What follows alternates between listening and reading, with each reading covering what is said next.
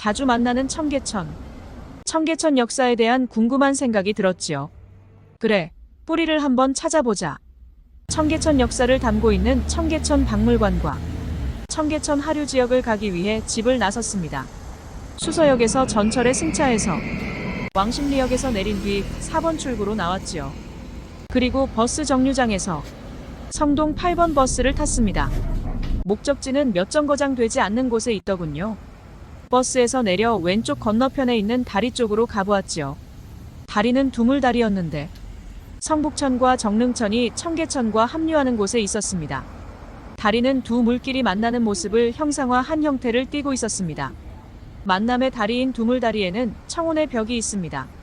내 사랑을 받아주어. 나랑 결혼해줄래? 예전에는 이곳에서 진짜 청혼을 했다고 하더군요. 두물다리에서 내려와 청계천 판잣집 전시관에 들렸습니다. 천변 판잣집을 세트장 같이 지어놓았는데 전시관 안이 너무 깔끔해서 조금 실망감이 들었답니다.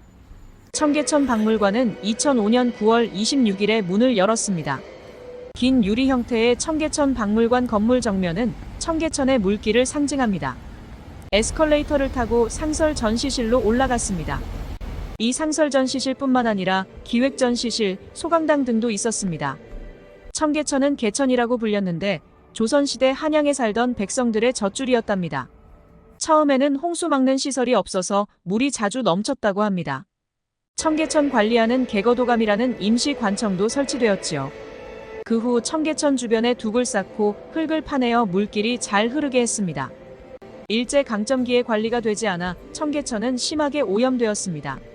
거기에다 한국전쟁 이후 피난민들의 판잣촌이 형성되어 빠르게 오염되었지요. 정부에서는 복개 사업을 해서 청계천 주변 판잣촌을 허물고 도로와 빌딩 등을 지었습니다. 그러다가 2003년 복원 작업을 시작하여 2년 후 현재의 모습을 갖추게 되었답니다.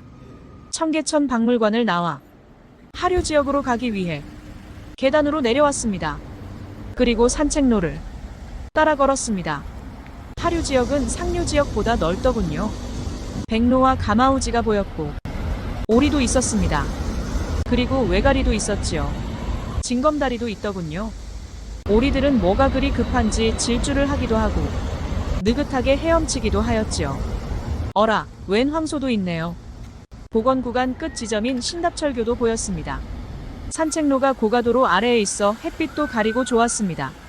쟤는 무슨 용도로 설치해 놓았는지 궁금하더군요. 수영장이 보였습니다. 물이 품어져 나왔는데 마장어린이꿈 공원에 있는 수영장이었습니다. 오리가 어디를 돌아다니다 몸에 무엇이 묻었는지 열을 내며 몸을 털어대고 있더군요. 산책로 주변에는 쉴 수 있는 의자와 탁자도 있었습니다. 산책로를 따라 계속 내려갔더니 백로가 보였습니다.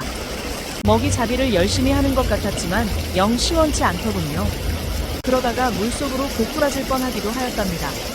산책로에는 꽃나무도 있었습니다. 다리 건너편 용담역이 보였습니다. 다리 아래에는 잉어떼들이 모여 있었지요. 용담역은 아담하였습니다. 용담역에 한번 들어가 보았지요. 역사 안은 깨끗하더군요. 역사 밖도 깨끗하고 나무가 우거져 아름다웠습니다. 다시 걷는 산책로 옆으로 자전거가 싱싱 지나갔지요. 곳곳에 계단도 있더군요. 맨발 도사가 되는 흙길도 있었습니다. 신발을 벗고 흙길을 걸어보았지요. 황토 흙밭도 있더군요. 세족장에서 발을 씻었지요. 조각공원도 있었는데 섬 이야기를 비롯해서 사슴 모양, 토끼 모양, 동심의 여행 조각들이 있었습니다. 드디어 중량천과 합류 지점에 도착했네요. 그런데 갈매기들이 많이 있더군요. 중량천과 합수 지점이라 그런지 물살이 새더군요. 서울 살고지 다리가 보였습니다. 뚝섬이라는 살고지. 그 다리 위로 자전거 끌고 가는 모습은 한 폭의 그림이었지요.